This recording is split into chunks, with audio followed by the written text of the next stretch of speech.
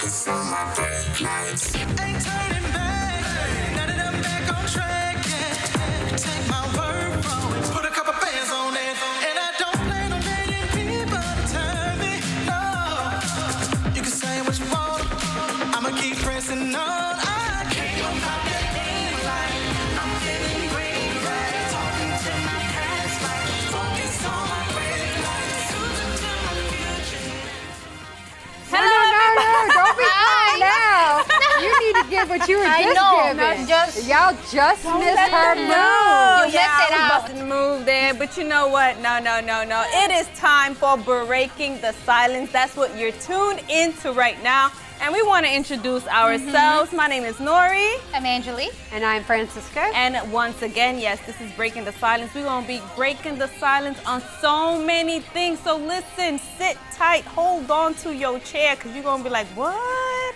Yes. So listen, the first topic we're going to get into is going to be, oh my goodness, family advantage. Is nepotism ever acceptable? I had asked this question before the show, and I got some responses that I really don't agree on, but you know what, to each his own. It's fine. We're going to discuss it later on in the show. And our next topic will be facing your fears, overcoming phobias and anxieties. Oh my goodness. I would want Francisca and Angeli to help me out in this, because I definitely have some phobias, but you know what, we're going to talk about that later on. We're going to give some tips as well. Tips and we're also going to have our rapid fire questions. So how rapid is this?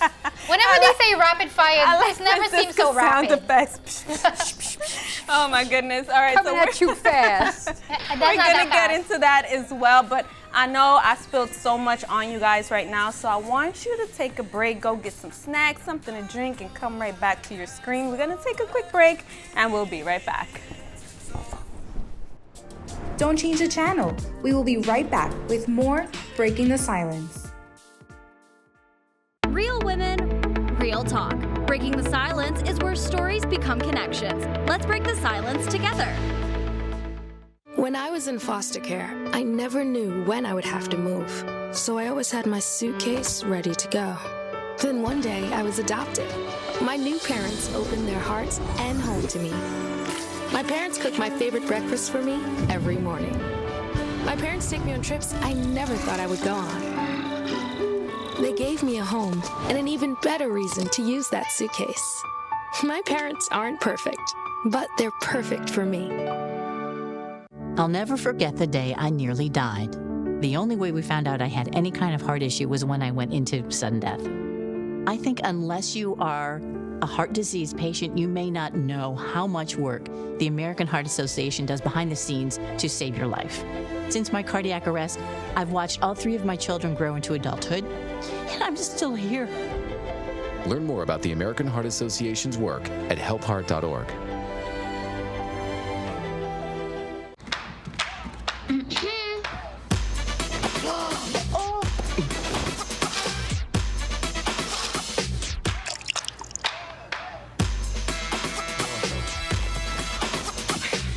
You're not gonna get it all right. Just make sure you nail the big stuff. Mama! Like making sure your kids are in the right seat for their age and size. Get it right at nhtsa.gov/the-right-seat. Let's strive to grow together on Breaking the Silence. On Breaking the Silence, we aim to broaden your horizons on a variety of topics. Justification that comes with any addiction. Beneficial advice you can use in your daily life. But as you mature, you have to be with someone who matures with you. Let's explore today's topic together on Breaking the Silence. We are back. Question of the day. Question of the day. We can never forget about our question of the day. They would never forget. That was like 3 times. How many times can we say that? Right? Don't forget it. Okay, let us get into our question of the day. And that question for you is, what's one thing you learned in the past year that changed how you see the world? Talk about deep. Wow. Deep, deep, deep. This question is deep. How deep is it? Yeah. How deep is it for you, viewers? We definitely want to hear from you guys. We do have our QR code that you can be able to scan. Bam, there it goes. It's going to take you to our page, and you can drop your comment, your response to this question. Later on in the show, we are going to read it, and if time permits, we'll share our own, right? We'll give our own answers to it. All right. But you know what? Enough of that. Let us get into this topic. Oh my goodness, family advantage. You know, is nepotism ever acceptable? This is something that, I mean, it depends. There's so much that you can talk about regarding this, because nowadays you see so many things and hear so many things regarding this. But you know what? I don't know. What do you guys think? But that's why we're going to be diving into family connections and career success. Okay. Yeah, like from CEOs hiring, you know, their kids, or even actors landing that, you know, famous role because they have famous parents. You know, what are the ethics of nepotism? Where do you say no and where do you say yes? Yes. Right? So for those of you who probably aren't familiar with nepotism, nepotism is kind of like favoritism, or, you know, when it comes to family or like a friend, and there's like favoritism, whether it's in the business, in the job, or, you know, something of the sort. And that's definitely something we're going to be diving into. And I think it's also something that we have to be very careful of, because a lot of times, yeah, you may have some reasons behind it, but for me, I don't know. I'm just that type of person. I don't care who you are. Fair is fair. Whether you're blood, whether you're not, I mean, we just have to play fair overall. People don't play fair. And especially when it comes to politics, when it comes to corporate America, even when it comes to small businesses, people have their own agendas and their own viewpoints on things, and very seldom do they play fair across the entire board. They may say that they're playing fair, but there's a motive behind it. Yeah, there's always that preferential treatment. But also we have to think about it on the other side, because some people, they keep tradition and they totally value tradition. So if they have like a family business, they want to pass it down to whoever is going to be the heir, or whoever is going to be the son, or in that family. But again, we're going to be talking about how nepotism can be maybe a little bit, you know, okay, like admissible, it will be fine when there's actually merit of the actual person who's going to inherit the company or whatever role or whatever that kind of career it may be. Yeah, you know, and just really quick, there's a fact that says 60% of family-owned businesses in the U.S. have a family member in a leadership role or leadership position, you know, and this is fine. Again, you know, when it comes to certain things like business and stuff, you have to be very careful. You have to know how to choose wisely, because just because there's someone that you are well acquainted with, or someone that you know, or someone that, you know, oh, you know, that's my blood or whatever, I mean, it doesn't necessarily mean that things are going to play out well. I know someone personally who sweat a lot and like really struggled to build a business up from ground, from zero, from nothing. And it was the very same loved ones, blood-related loved ones, that tore it down, you know, and the loss for this person was huge. It was great, where it took years. It took like almost 20 years to be able to bounce back. So that's something that I feel like you need to consider. You know, it's not just because it's your spouse or is your son or is your daughter or, you know, a close friend, a best friend, childhood friend. That doesn't mean that, you know, it's necessarily going to be good. Yeah, you need to see, like, do they have the qualifications for the position that you're hiring for? Too. Because I think a lot of the times, especially in, well, we hear a lot of this, like in corporate America, where the CEOs hire their sons or their daughters for positions and for roles. And like Nori said, then they see that things start falling apart, that they're not hitting the sales that they're supposed to hit, they're not hitting the marks, they're losing clients because that person is not skilled in what they're doing, but they don't want to offend the family member because it is expected of them, right, to be able to get that relationship. But having relationships to get a job is not always necessary in your family, right? Because even if you're networking, even if you're going out, you're meeting people, you're building relationships, you're building communions with people, then you can use that as leverage to be able to get the job. But what's important is being able to not get the emotions and say, oh, but I really like this person's really fun, this person's really good, I want them to work for me. And totally disregard that they have no qualifications for what you're looking for.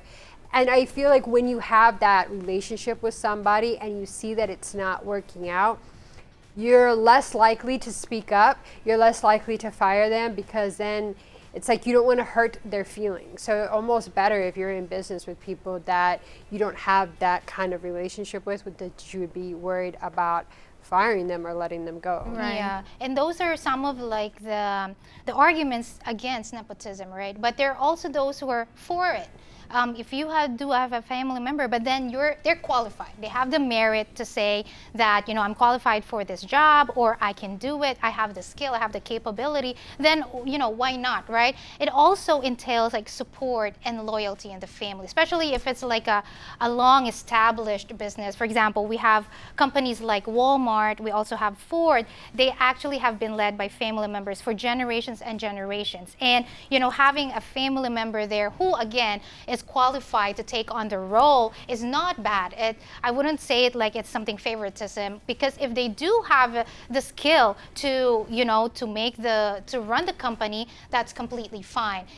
But some people can take it as, you know, favoritism. Some people can take it as, you know, they're just hiring her or him because they have a blood relationship. However, and that's where the stigma comes in as well, that criticism that, hey, you know, you get a lot of more critics, more comments about the work that you do. And I think that also impacts the family member who is taking on that role, that, you know, I have more pressure because I have to basically like show my talent or show my skill. However, they have like a support and also, you know, family connections. It's like networking as well when you do have like that long tradition going on in the family. You know, I think that nepotism can also be seen as family support, you know, passing down wisdom, passing down experience, valuable connections, and so much more. Again, I strongly believe there has to be that boundary and that barrier, that line as well, where you know, you're able to separate emotions from, you know, from work, from business, because there will be times where, you know, and if you're that type of person that you know, you're for it, you love it, I mean, it's something that, hey, I don't have a problem doing with, but never forget that at the same time, there's a line that always needs to be drawn. You know, you're my family, or you're a close friend, I consider you, I love you, but when it comes to, you know, the business side, or when it comes to this, don't expect leniency, or don't expect, you know, your favoritism. There has to be that balance. The same respect or the same consideration or the same thing that I would expect from a regular person who's not, you know, a family member or a close friend of mine, I expect from you as well. Because at the end of the day, I think it's all about the growth, you know, of that business. Yeah, and that's what's really important. I think nepotism also brings a lot of favoritism and biasness. And so we have to be careful with that. And especially if you're hiring in-house, you're hiring with people that you're close with, a lot of the times you're going to have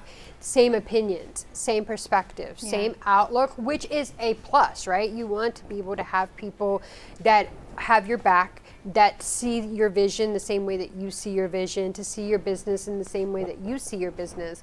But you also need to outsource. You need to be bringing people in from the outside as well, because then you get fresh perspectives. You get a fresh outlook. You're able to look at things through a different lens, and maybe you are leaving a lot of money on the table because you have all these yes people right next to you, all these people that have the same mindset, that are just after the bottom dollar. But then you throw somebody else in there with that new perspective, and then they open a whole new window for you of opportunities for your business to grow and to develop.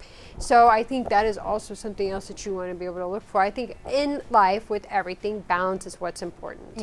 And being able to know, like, I want my business to stay in the family. I want to hire in the family, but at the same time, I need to make sure that this is the right decision for the business. Right. Because the business is what supports the family. Exactly. And I think as well, like if you do want, for example, that position to be filled, like somebody who's really qualified, and although maybe that's a family member or not, you need to open the possibilities to all candidates. Not only, okay, he's skilled, she's a family member, so she can. So you tell her or you tell him to be on the admission requirements as well, the line as well, the waiting list line, like everything basically like you are not part of the family. Like everyone who's going through that candidacy, everyone who's going through that admission requirements, everything that they need to fulfill, doesn't mean as well that you have the qualifications. You can just outrun everyone and just not wait in line anymore, you know? So if you do have that and then you open the space for everyone, all candidates, then I think they wouldn't see it as somebody who's, you know, having unfair treatment or favoritism because they also waited in line and they have like filled all the qualifications, requirements that the business requires. Yeah, I like that you said that. That is very, very important. You know, I was looking up pros and cons of nepotism.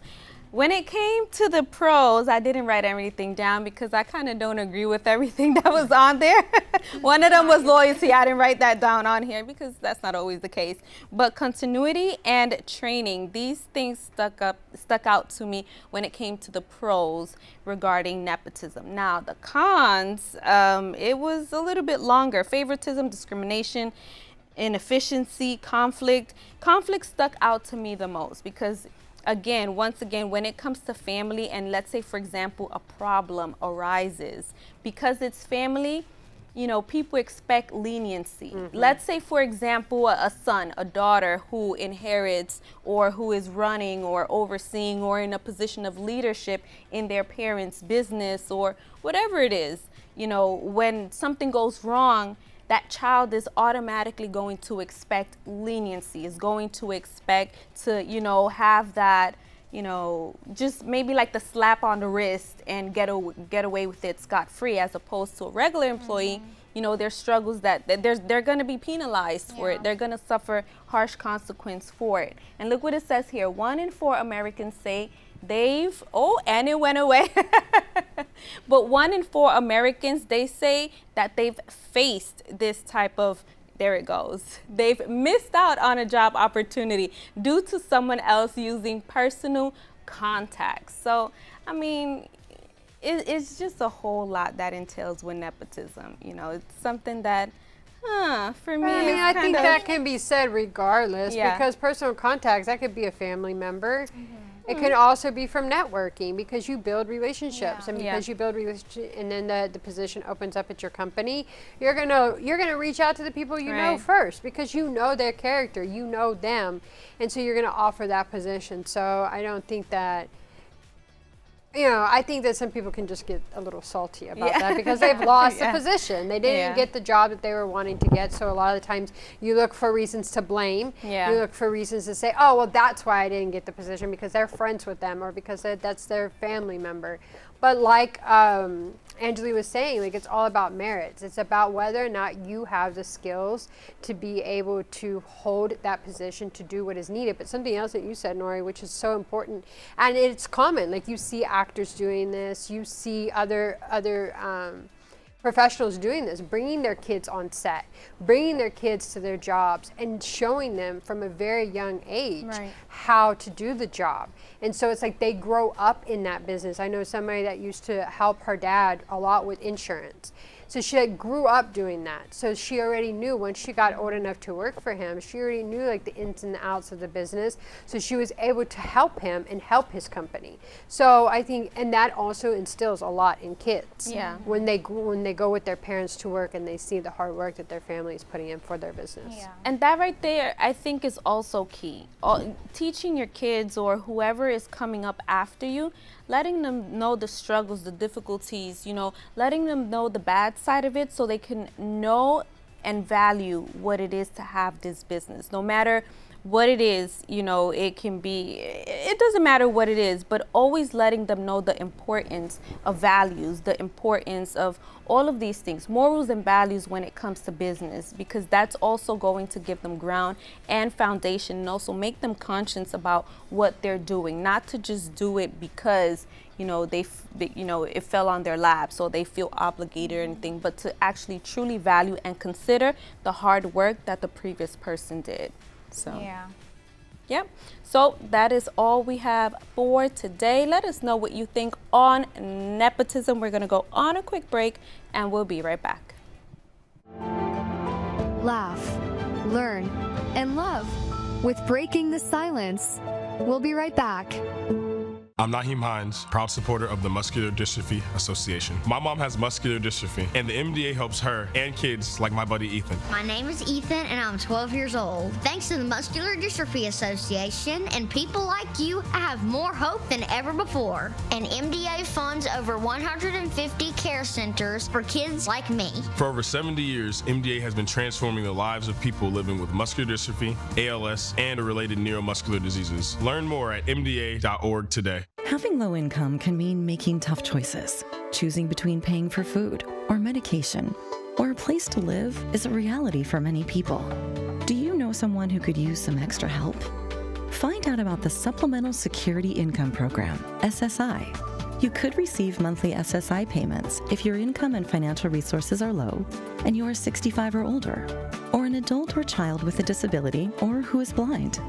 SSI is money you can use to help pay for basic needs, like putting food on the table, keeping the lights on, paying the rent. It can mean new shoes for growing feet or help with medical needs. Call 1-800-772-1213 or visit ssa.gov/SSI to schedule an appointment or start to apply today. That's ssa.gov/SSI. Produced at U.S. taxpayer expense.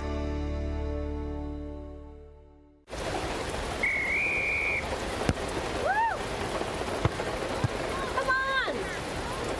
Go, Diane! Yeah, keep it going!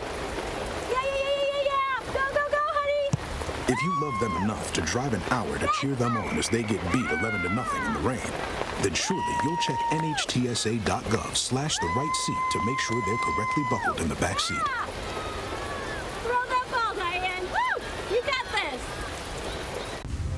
You are watching Breaking the Silence. Get ready. You have 50 seconds on the clock to challenge your brain. Self-reflect on the question. Reminisce of the good old days. Remember to be quick with the response, because after all, it's rapid fire. All right, we are back with rapid fire. We're gonna have rapid fire questions, but it's always a struggle. Yeah, it's not as rapid as we think it is.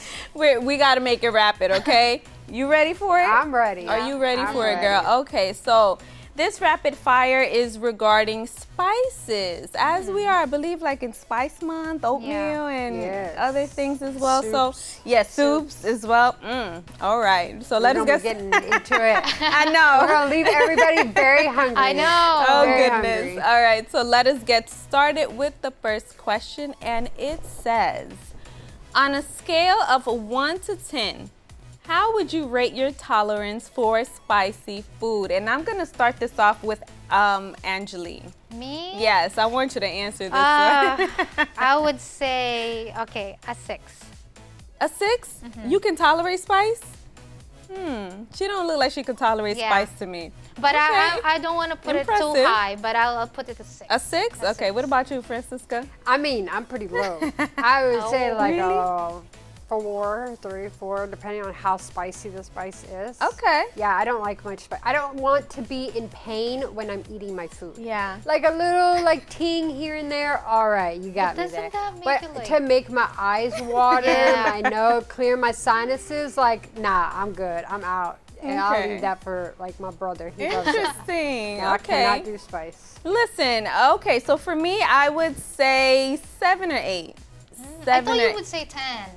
I actually cut down because before I would have said a 10, but I've been cutting down on spice because, of course, when you consume too much of it, it's not good. So I would have to say a 7 or an 8. I wasn't a spice person, but I learned how to eat spice with my husband. Just on a side note, have y'all seen that the guy that does interviews with like famous people and they have to eat the spicy Yes, wings? I've seen it. We should do that on here, right? Yes, I definitely would lose. Quick. Oh my goodness. You will be the interviewer. Yes. All right. I cannot. This is rapid questions, so let's go. Let's go Okay. on to our next one. All right, the next question, Francisco. What's your favorite cuisine known for its spicy dishes? I would have to say Mexican.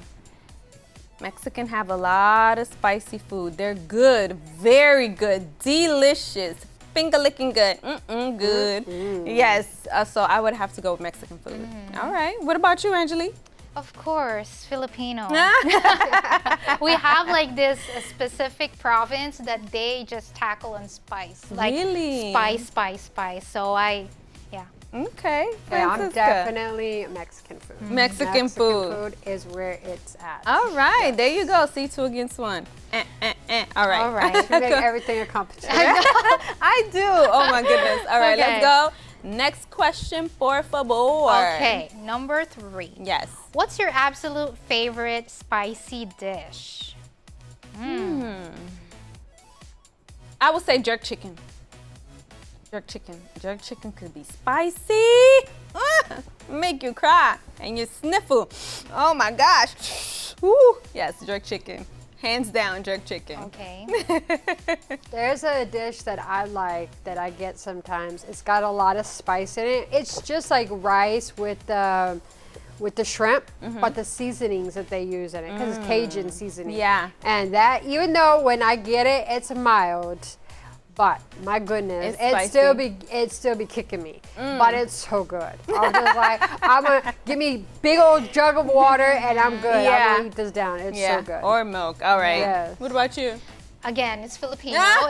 It's called sisig, and they put a lot of pepper in it. It's pork chopped into like little tiny stuff, and then they put oh my gosh, it's a lot calamansi juice. They put a lot of green peppers, all this type of peppers, and when you take like just a taste of it, it really like burns your mouth. But I love it because it tastes so good. I don't know, like when spice like tastes my mouth, it makes you a little bit more like mouth watering. For me, it is like that's what your mouth makes is it dying. Yeah, but that's what makes it like delicious for me. You just want more. So yeah. Okay. All right. That's what I can never understand. All right, let's go. Next question. What is your favorite spice blend? Francisco, what is your favorite? I mean, since I don't like things that are really spicy, but I like with garlic and onion and rosemary and all of those things mixed together. There's one that is amazing.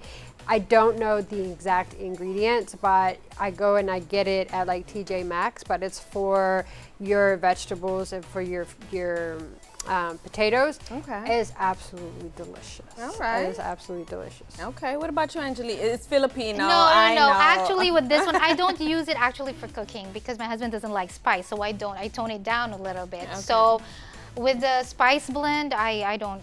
I just, eat out whatever was spice and or maybe family gathering, but me cooking it because I can't really like enjoy it because, Okay, all right. So mine will be a mixture. It will be a mixture of Cajun, cayenne, black seasonings, and also Creole seasonings. It's also very, very, very good. Again, I can handle my spice, okay? So yes, that will be my favorite spice blend. Mine is just like plain Jane, just regular spices. Yeah. Just regular spices. Oh my goodness. All right, let's Nothing go. too bad. Next question. Okay. What's your ultimate comfort soup? Oh. What is it? Mine would be chicken soup. Chicken soup. I was gonna add another word to it, but I will not. I will just stick to the chicken soup. That would be my favorite. Is porridge part of soup? No, right? Is is, what? right? Porridge. Kinda. No. Porridge, no. No. Okay, fine. No. Maybe in the Philippines, Yeah, but because it's kind of like with noodles, like those. Yeah, noodles, and then it has like different like potatoes. It's kind of like a chicken noodle soup, but then it's with rice. It has rice in it.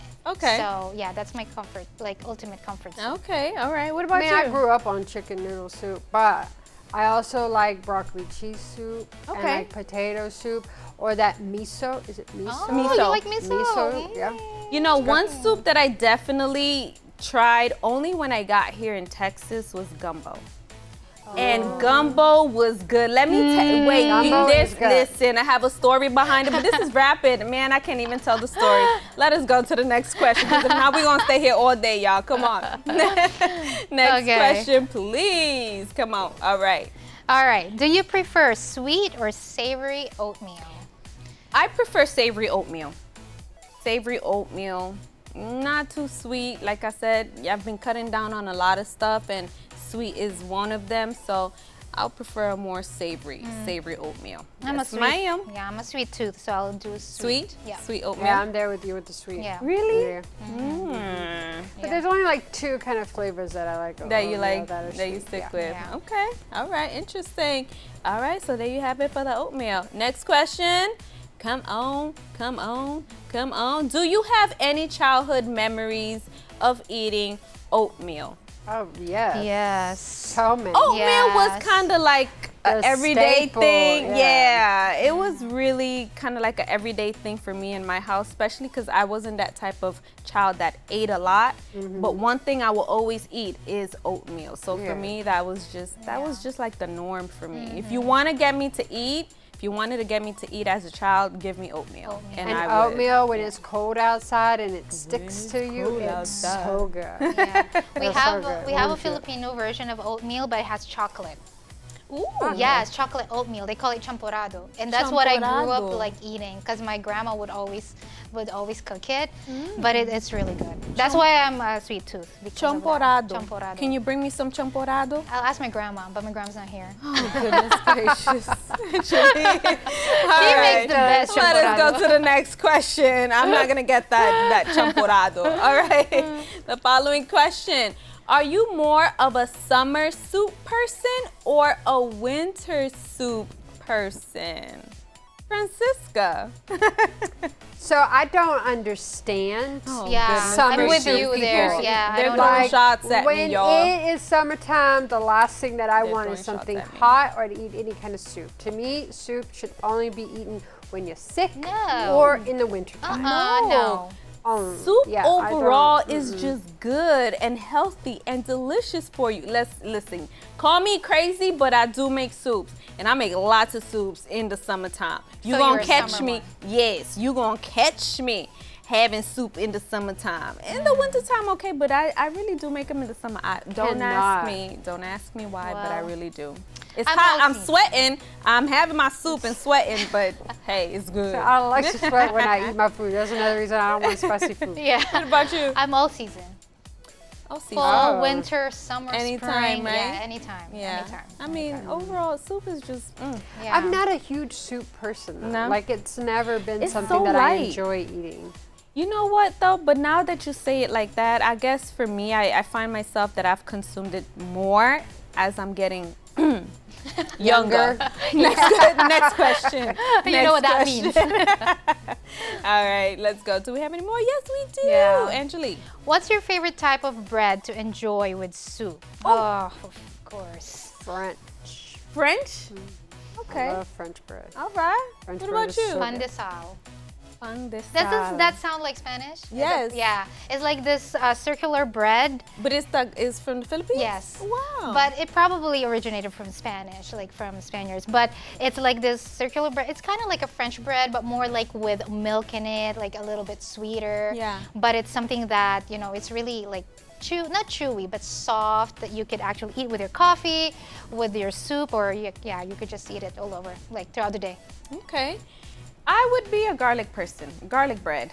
I like garlic bread with anything. You know, when you, let's say, like, for example, when you go to Olive Garden and you get your soup and salads and they give you a whole bunch of garlic breads.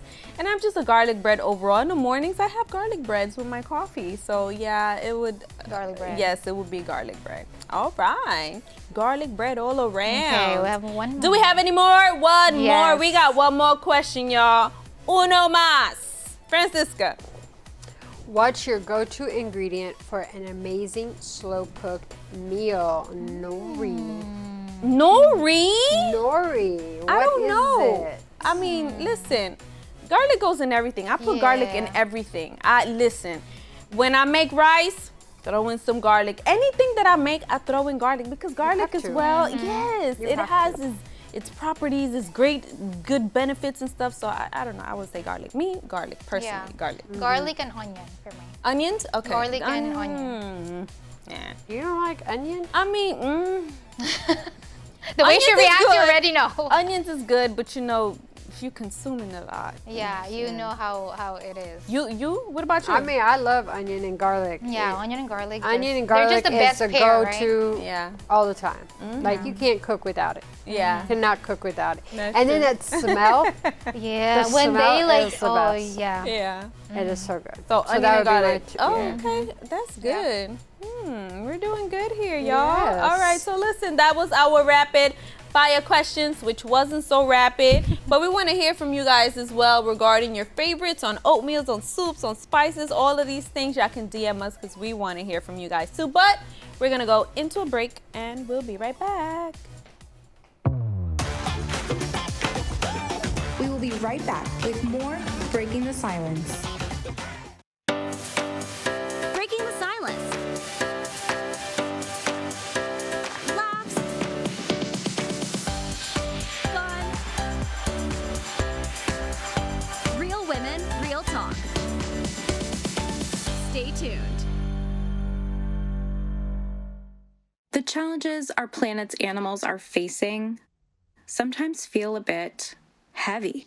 The animals haven't eaten in a day, 2 days, they haven't drank anything, they're cold, they're dehydrated. But remember, there's good happening right now. At home. All right, we were able to get into your unit and we have all 4 of your cats. So, Okay. And around the world for any animal, any disaster. Search ifa.org/disaster ready. Life gets busy, and sometimes you miss your favorite show. But for all of you fans of the Breaking the Silence program, we've got you covered. Introducing watch.ulfn.org/Breaking the Silence. It's your go-to destination to catch up on all the Breaking the Silence program episodes that you've missed. With a few simple clicks, relive the deep conversations, the fascinating topics, the laughter, and the thrills that only Breaking the Silence can provide. You can satisfy that itch for more at watch.ulfn.org/Breaking the Silence. Our easy-to-use interface enables you to choose which of your favorite episodes to watch at your convenience. Breaking the Silence, a woman's talk show to inspire and motivate. Get ready for a journey of empowerment, inspiration, and unfiltered conversations. Welcome to Breaking the Silence. Breaking the silence is where ripples become waves of change.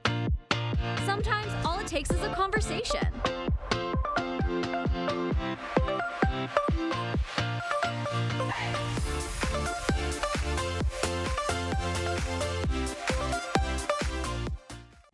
Breaking the Silence is back.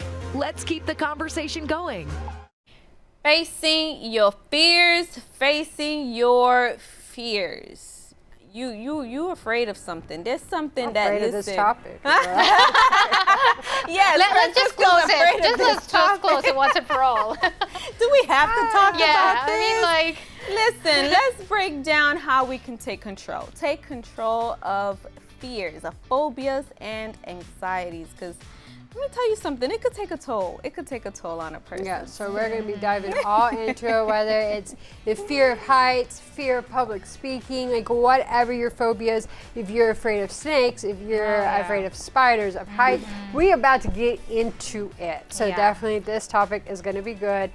I it might be a little scary. Yeah. Ooh. Yeah, we're going to talk about this, the fears, but we're also going to be talking about strategies and how you can actually take control and overcome these fears, right? Which is important. Exactly. Strategies on how to deal with it, how to overcome it. It's essential because a lot of times, you know, you find people that will, their life kind of alters because of this fear, because of this anxiety. You know, they're no longer able to have a normal life because of this fear, because of this anxiety, panic attacks, and avoidance behaviors. You know, there's so many things that, you know, goes around with phobias and anxieties and fears and all of these things. Things that, you know, it can be something so silly. It can be something maybe insignificant for one person, for instance, because you're smiling. You know, I'm gonna share mine in a few, but when it definitely alters your lifestyle, your daily lifestyle, then that's a huge red flag. That's a huge sign that, listen, we definitely gotta do something about it. And it affects a lot more people than you would imagine. Yeah. Actually, there is 1 in 10 adults that suffer from any specific phobia or fear, which is a big number if you think about it, 1 out of 10. So if you are somebody who faces fears or has fears or phobias, you are definitely not alone, right? Yeah, and just to enumerate some of the fears, for example, those who are afraid of animals, like dogs, for example, it's cynophobia, or spiders, arachnophobia. If you're afraid, you have social phobia, social anxiety disorder, whether you are, you know, you're terrified of being judged or actually being rejected in public settings. So, you know, a lot of fear comes to that. Animals, social settings, and many more. Yeah, there's more other common fears as well, but before we get into those common fears, I wanted to talk a little, you mentioned dog. You know, I mean, dogs are nice, they're cute and everything. Fear dogs? Big dogs, big dogs. Like, I don't know why, but every time I see a big dog, the first thing that I look for is for a fence or a tree. And I just start, I don't know, picturing many different scenarios as to what I can do if this dog starts running. I mean, it is crazy. Cats too. But the reason why I'm afraid of cats is because I had a bad experience with cat when I was a child. I used to love cats. But there was one particular day I was being playful with the cat, and I guess I didn't read the signs. The cat was just not having it, and this cat just let me have it. I walked out with so many scratches all over. So ever since then, you know, I just don't do cats. But, you know, there are more common fears, like fear of heights. I'm not afraid of heights. No. Fear of heights, fear of flying. Fear of flying. There's a lot of people that are afraid of flying. I've even seen a relationship being broken because the partner was so afraid of traveling, like they moved to another state. Well, she moved to another state, and he was afraid of flying. And so the relationship came to an end because he wouldn't get on a plane. That was crazy. That is ridiculous. That is crazy. And then we also have, what else? Fear of flights, fear of tight spaces. Yeah. Fear of tight space. Are you afraid of tight spaces? No, I'm not afraid of tight spaces, but I do have some fears. Like, I am afraid of roller coasters. You're afraid of roller coasters. Like, I'm afraid to get on them because my imagination is so vivid. We need to go to a theme park. No, we don't. I have forced myself, because when I was younger, my mom forced me on a roller coaster, and I was in the very front, and it traumatized me. And ever since then, I was like, never again am I going to get on a roller coaster. And then I was at a theme park up north, and I was forced to get on it, and I was like, okay, I'm going to overcome this fear. And I got on them. I rode many of them because I was forced to, and it just made my fear even more intense.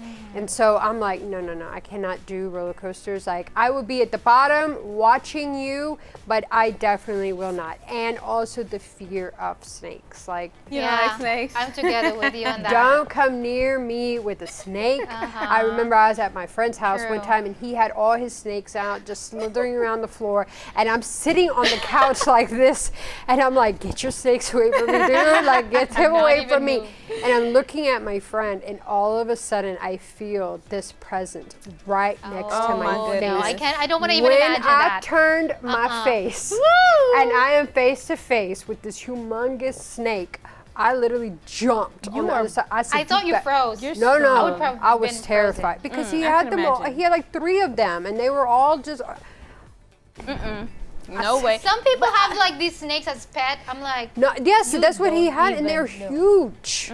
They were huge. That's crazy. I wouldn't even go there to Or begin just with. even thinking about it, just. yeah, let's not think about it anymore. Let's go into the roots of phobia. So there are several roots of phobia, one of them being classical conditioning, associating a neutral stimulus with fear, like a child bitten by a dog becoming afraid of all dogs. Kind of similar to my situation with the cat, you know, not necessarily the dog, but the cat. And then there's also observational learning, picking up fears from others, such as a parent's fear of spiders. For me, this one is not. Because sometimes with like my parents, family, you don't they really get show, with cockroaches. You know? Yeah. My family, Yeah. all the women are terrified of cockroaches. Are you afraid of Have you cockroaches? noticed that most men are afraid of of spiders, but they're not afraid of cockroaches? Yeah. And women is vice versa? Yeah. No. You've never noticed that? I've noticed that. I think it's so funny. You see this tiny little spider, and the man is just like, I cannot deal And with the it. cockroaches is a whole different thing. Yeah, and then there's genetics, a family history of anxiety. It can increase the likelihood of developing phobia as well. You know, when fear happens, right, when it strikes, we put on because we sense harm. So we are in the fight or flight mode. So basically like survival mode. So you just want to either attack or just run away. Yeah. So instead of being just like, you know, in a calm environment and act normally, that's usually what the response of the body is. You know, you get anxiety, panic attacks, especially when, you know, like those like animals or tight spaces or even fear of height, you go in that fight and flight mode. But there are like strategies that we're going to be talking about on how, you know, we can overcome and actually control the fears. And one thing that I learned a while back was that actually our response to fear, how our body reacts to the fear, is the exact same feelings that you get when you're excited. So when you're able to switch that off in your mind, because it's what you're telling yourself, no, I'm scared of this, I'm terrified of this, it's why I feel this way. But instead, if you can twist that and say, no, I'm excited, because it's literally you're feeling the exact same thing you would be feeling if you were excited. Yeah, so that's kind of like a trick. So if you start to feel scared, like public speaking, no, I'm excited. I'm excited. I'm not scared. I'm not terrified. I'm excited. But there's also other ways, which are like cognitive behavioral therapy, CBT, which helps you challenge irrational thoughts and develop coping strategies, which could be changing your perspective on what you're feeling. Exposure therapy, gradually facing your fear step by step in a controlled way. Mindfulness and relaxation techniques. These techniques talk about like deep breathing, meditation, yoga to help manage your anxiety and relieve stress. And this other one, which has been really coming to the forefront a lot lately, which is grounding techniques, the 5, 4, 3, 2, 1 method, which can help you in moments of feeling anxious. It helps you to just see what you can see, what you can feel, naming 3 things that you can hear, 2 things that you can smell, and 1 thing that you can taste. It just kind of recenters your body back into the room, focusing on what you can see, what you can control, and taking your mind off of your feelings and how you're feeling in that moment. And if you find that phobia is taking over your life, you know, it's always good to consider, you know, what you just mentioned, like therapy, different ways that you can be able to overcome it, you know, build a good support system, and also practice self-compassion. Never be too hard on yourself, because everyone is afraid of something. But as long as you're working towards facing that fear and overcoming it, then you are on the right track. So listen, I hope this was able to help you, and you're going to take some things and apply it towards that fear that you have. I know I will. Eventually I will. I have no other choice. You know, I'm going to man up and face my fears. But we're going to go on a quick break, and we'll be right back with all of you.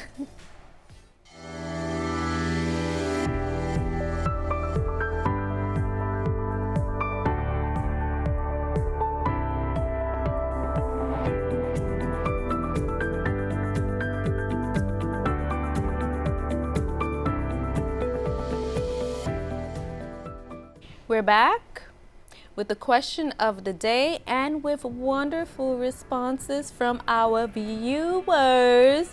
But if you missed that question, here it goes for you one more time.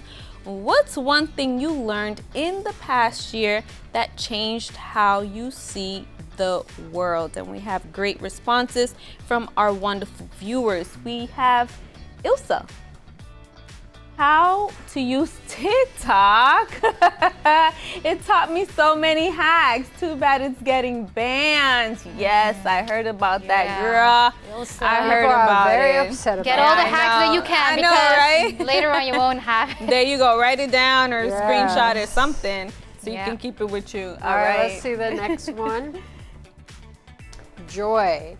I learned to put myself first and break the silence at my job. My Way to go, Joy. Go ahead, Way to Joy. go. All right. You be one of them that be low-key listening, watching, right, during your workout. Self-care and all of that. I ain't mad That's at all you, right. girl. I ain't mad at you at all. Okay, right. thank you, Joy. We have one more from Miriam. I learned what sonder means. It's the feeling you get when you realize all the strangers around you have their own lives. None of us are alone. Thank you for giving us this information. Yeah, you wow. just educated me on something. Thank you for that, Miriam. This is actually the one that I learned. Very, very interesting. What about you, Francisca? It's just kind of the way that I see the world now has totally changed because you see so much violence and so much evil in the world. I think social media has just made it so much easier to see it. So that's really kind of changed my perspective on just people in general and just society as a whole. Everybody's so cold and selfish and just self-centered. I think the world is just turning into a really ugly place. Okay. Yeah. What about you, Angelique? Yeah, just as Francis was saying, to be kind and merciful because now everyone is just, you know, being so, everywhere you look is just strangers, not even good morning, not even greeting, not even like smile or saying hi. So, you know, just being kind and being just merciful because as the last one said, you know, none of us are alone. Like we're a community. We should be like as one, as a family. All right. Mine will definitely be compromised. Not to compromise things that I've been able to accomplish to overcome throughout a long period of time. You know, I look back at my past and what I've been able to achieve, how far I've come, so I definitely don't and will not compromise that for anything in the world, all right? Thank you guys for sending in your comments. We're gonna go on a quick break and we'll be right back. The show isn't over yet. Don't change the channel. We will be right back with more Breaking the Silence.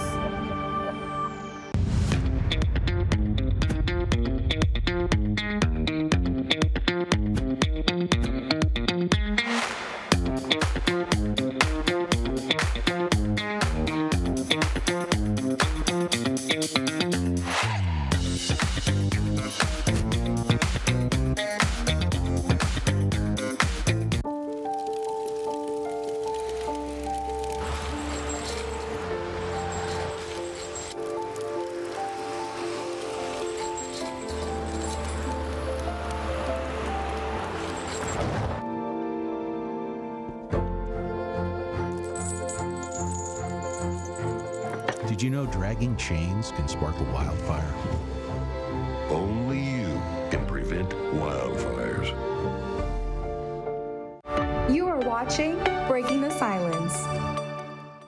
Great show. I'm definitely not going to favor Francisca. I'm definitely not going to favor Angelique. Listen, y'all need to work hard, justice equal, okay? And then I will make the determination afterwards. Y'all got that? Yeah. Yes, you boss. got it? Fair treatment. All I like right. that. Family, no family. Yep. Friends, no friends. We got to have that balance. Yeah, We fair. always got to apply balance in our lives. That was Yes. definitely a good topic. Yes.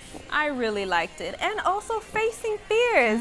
Francisca, she's definitely going to face her fear. I'm going to help her. She's to going to face do her exposure will therapy. face She's my going to bring us fears when Nori faces hers. You with know, the big I would animals. definitely try the exposure therapy. Are we going to Because bring it's dogs more here now? challenging. We can bring dogs and we can bring insects. We're going to see it on set, and okay? Insects. Yes. Why 'cause are we I'm going to insects? Oh, yes, because I'm bugs afraid of too, insects right. as well. Yes. Oh, I mean, see one there. Yeah, stop. But listen, this was a great, great show. We always want to hear from you guys as well. And we do want to remind you of our King series. Something that we can never ever forget. It is great. It is amazing. If you say, no, I have a fear of watching, no, don't be afraid of watching Come Kings. on now, Let me don't. tell you something. Kings is so loaded. It's going to help you and just open up your mind and just listen, you're gonna love it. You're not gonna regret it, so make sure you watch it. Monday through Friday, the weekends as well, the same time. So there is no excuse as to why you should be. And definitely they should be Kings. watching Kings eating some soup and enjoying there you go. maybe even some oatmeal or some spice gumbo. too. There you go. Yes. I think I'm gonna have some soup right after this, okay? You're gonna treat me to the soup. Oh, I am? She's Are you gonna treat share me. it? No problem. Yes. Just give me your Okay. card. I got you. All right, but listen, that's all the time we got for today. We're gonna have to say see ya till next time. Bye.